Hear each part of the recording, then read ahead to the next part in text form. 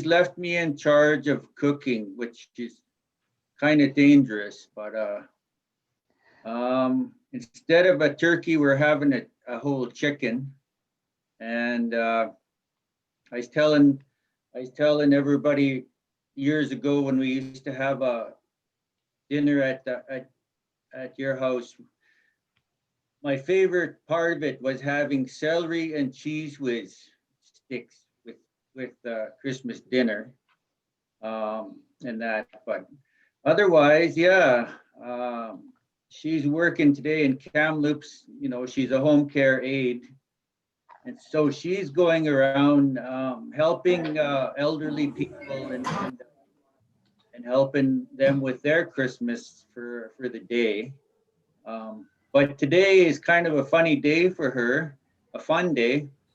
Um, it's pajama day for all the workers, the care workers. So Therese went to Kamloops wearing her pajamas for work. And of course, she had her Santa um, her Santa toque on.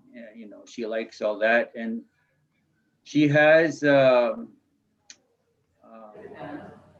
earrings that light up, of course, and they blink on and off, green and red Christmas colors. So you know, Therese, she's always full of energy and fun about those things, and so anyway, she'll be back later on, and Mike might be coming up for Christmas dinner with us. I'm not 100% sure, but otherwise, things are going fine. I got bored today and ended up cleaning up the house. So, but other than that, I'm watching basketball on TV. There's How much time do we have today? games on. So that's it for me, Mom. I hope you're having a great day. How much do you want? We generally get about 45 minutes. Good? Yeah, actually good. But, yeah, okay.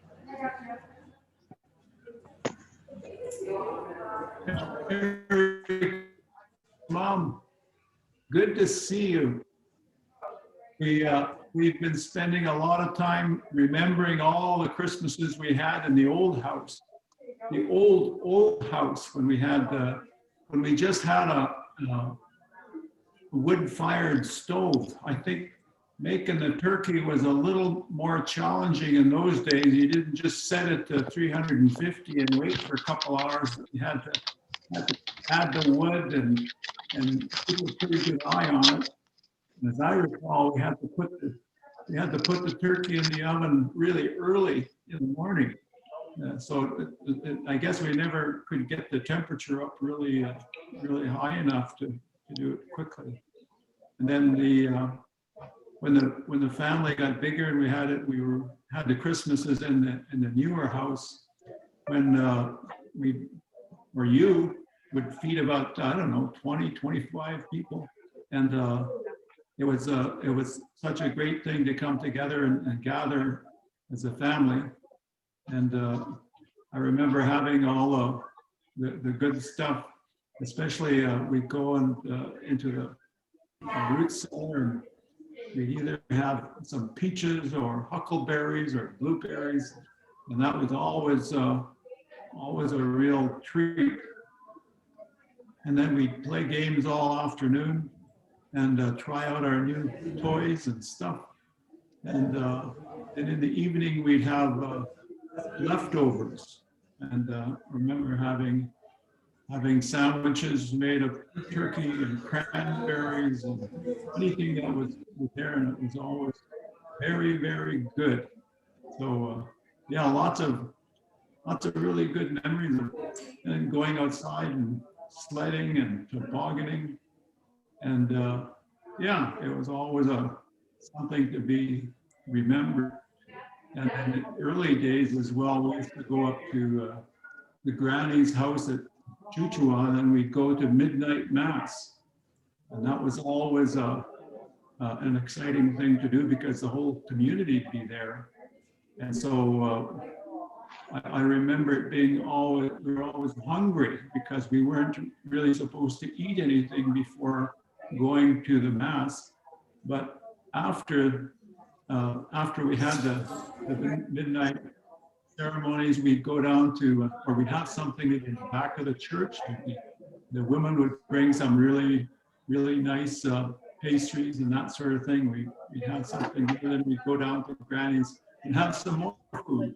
So again, it was that all carried on for quite a few years, and the church was always really well decorated, and they always had the manger scene with Mary and Joseph and donkeys and the Christ child or whatever, and it was all really well decorated. So yeah, lots of interesting times in the old days, and the singing that went along, all the hymns, and Jimmy John playing the organ, pumping away with his feet. It was always quite a ceremony. That was really good things to remember in terms of having a real community around the church and all of that sort of stuff. Yeah, so you have a really good day.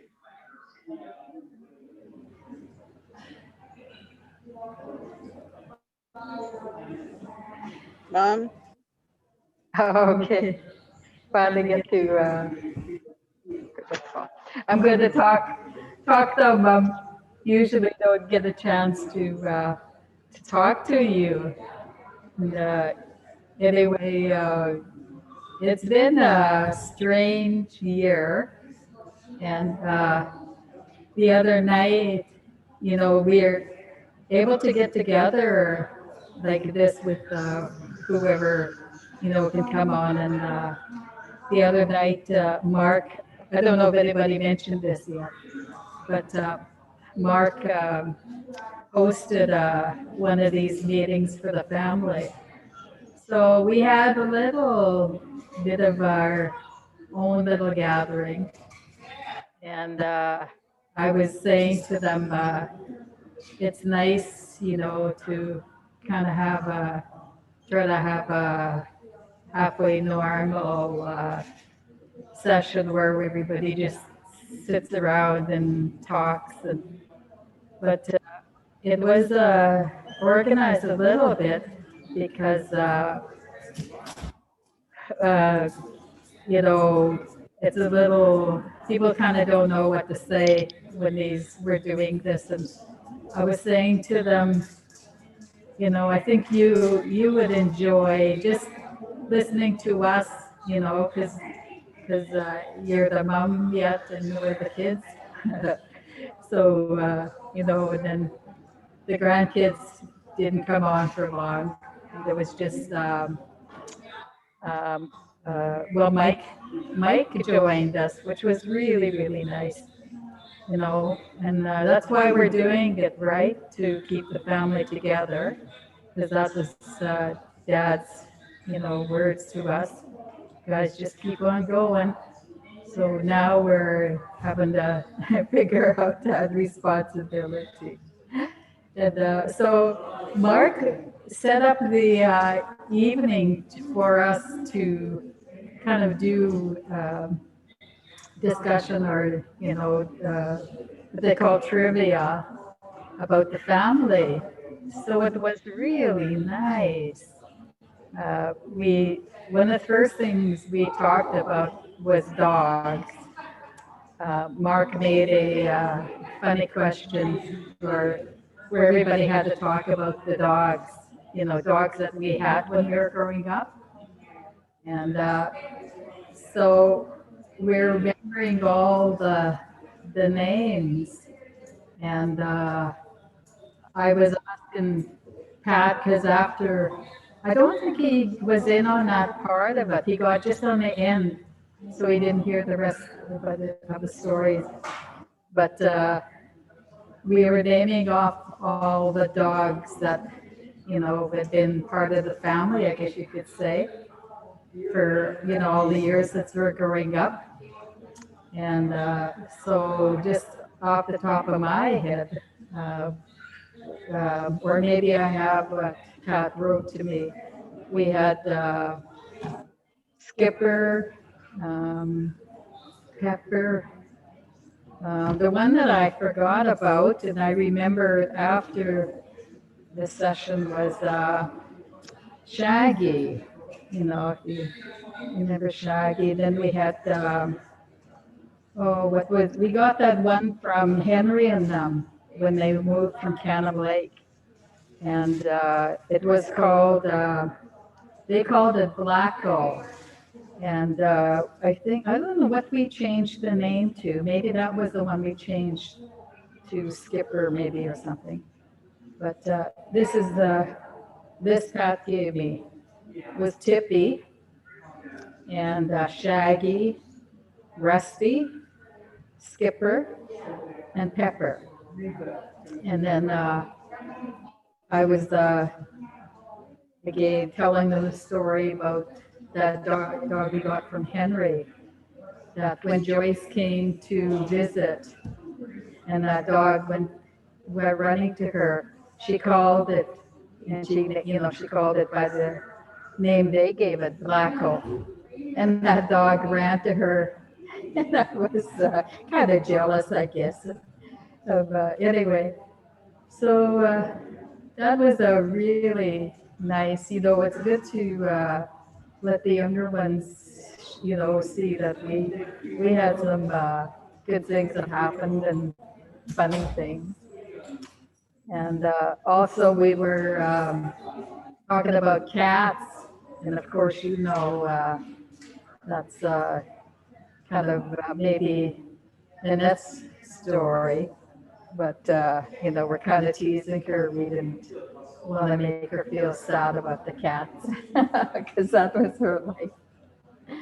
Yeah. And then we were talking about sayings, sayings like what were some sayings that Dad used to, that we remember what Dad used to say to us. And for me, I guess that's kind of all I remember is he would say to us, if we were going to make a speech or something, he'd say, don't talk too much, don't talk too long. And I think some of the others, I know Nathan talked about that, how important he thought education was. So, those are good things, I think, about the family that the younger ones can see that things were passed down. I guess you'd say we just didn't come out of the ground or something, like Granny would say. That we come from pretty good history. We have smart family. And even going back to Granny and Grandpa, if Pat, was writing stories, and then you had the interview that you did with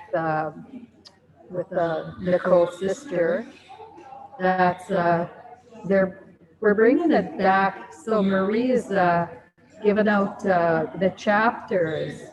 So I will make sure that we get it printed out for you, and that you could, I know you can still read it. And that's some of your memories.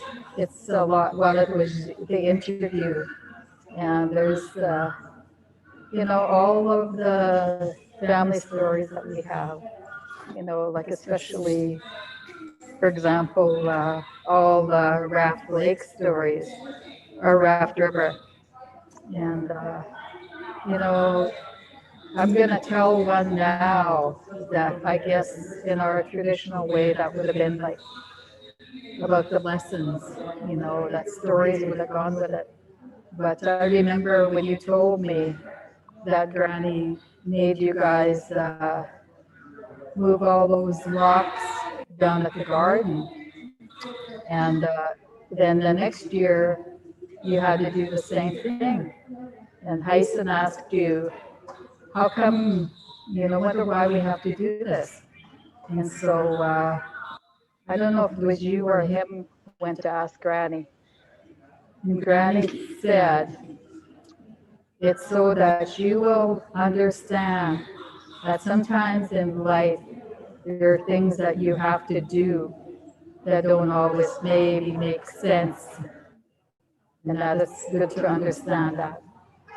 And I think, that's a lot of probably what gets passed down. I always tell the story about Grandpa um, when I was up the village and I was somewhere maybe I shouldn't have been or something. And he called me over there. He was raking the front yard there. And he called me in and put some tea. And then he said to me, I don't remember the story, but I know what he told me.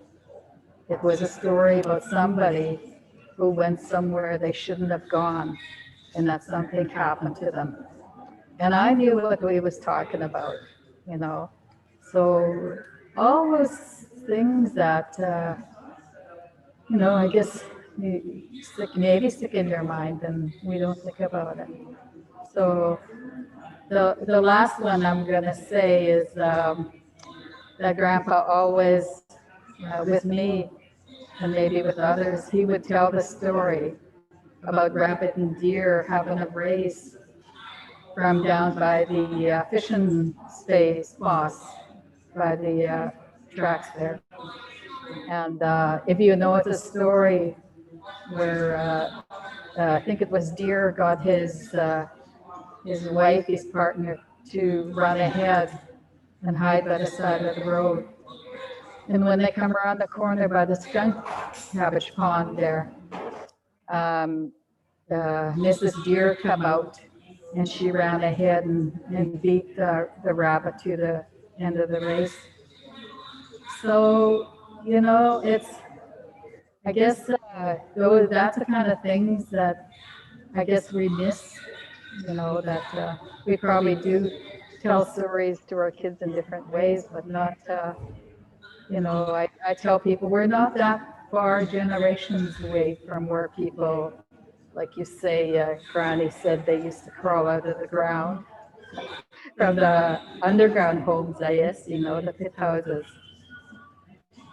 So, I talked to you the other day and I was saying, that's the role of the family, how important it is for everybody to understand that it's a good way to, for our kids to learn some lessons maybe and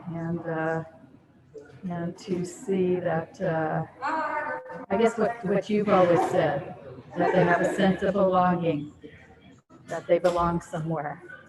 I know you talked about everybody should have a teaspoon of their own dirt, that they know, that where they come from. But anyway, Mom, I wanted to kind of have a chance to sit face to face with you. Finally, we got our equipment fixed up here so you could actually hear me. We got all the pieces here today. Yeah, but Pat had a story that if you could maybe just share that with us, Pat.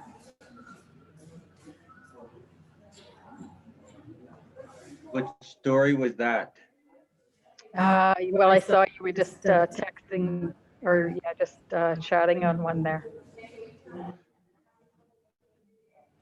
Was that you? Or? Yeah. Okay.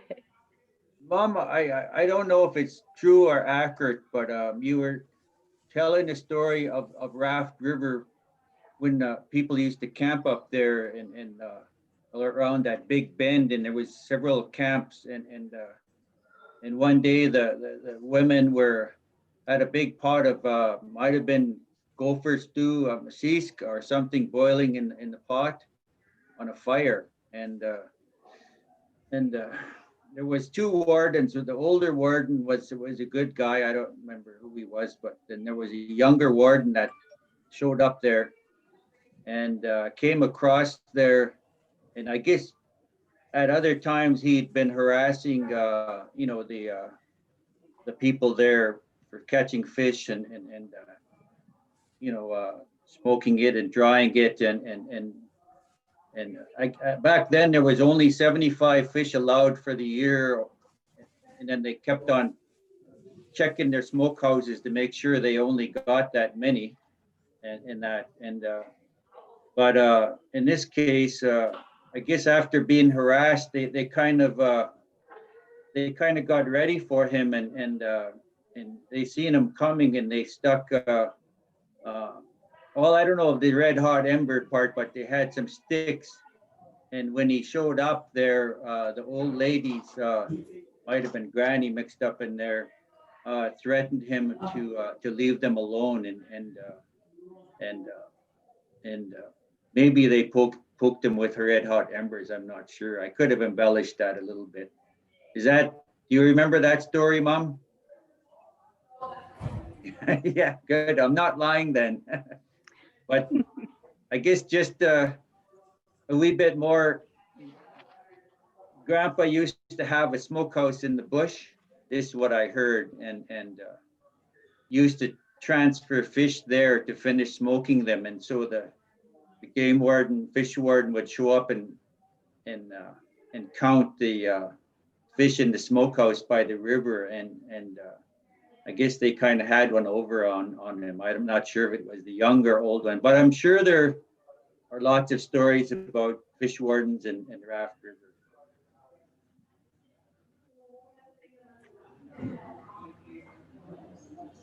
Yeah, so that's kind of how we've been, raised with teaching us about our history, or, it's hard to imagine now that these new generations won't have those same experiences, that you had, or, or even us, some of it is good history. And I do know that there's lots of interviews and written stories, I think, that are apparently they're available in the archives. So, maybe this is a good time to be starting to pass those on. So that's what we're working on. Yeah. So do you have any words you want to say to your family today, Mom? It's Christmas Rita. Day. Yeah. Rita Tim's here. Oh, okay then. Okay. Okay, go ahead. Tim, are you on the screen? Yeah. Oh, okay. Okay. Okay. Merry Christmas, everybody. Merry Christmas, Tim. Okay. Go ahead, Tim. Let's say hello to Kia and Merry Christmas to her. Hello, Kia. Merry Christmas. Love you. Okay. Oh, there's Tim now. Yeah. Merry Christmas, Tim. Like your mustache. Thanks. Hi, Tim. Merry Christmas. Good to see Merry you. Christmas.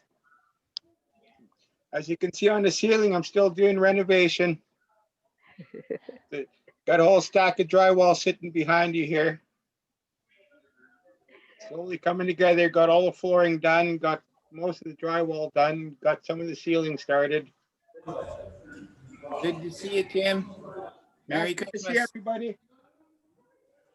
Yeah, so we were just, I was just asking Mom, it's a special day today, I guess, is such as it is in the world.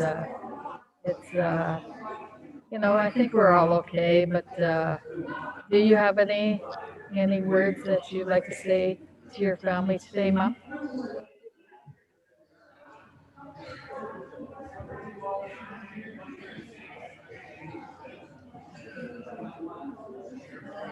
go ahead and speak, Grant.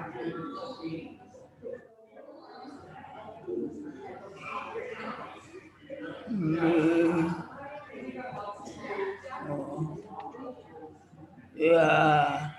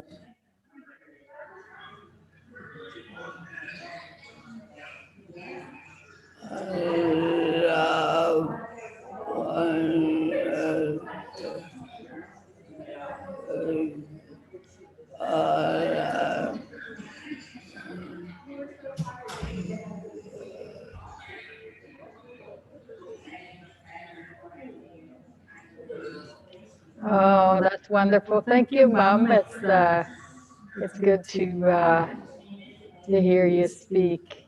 You know, and Thanks, Mom.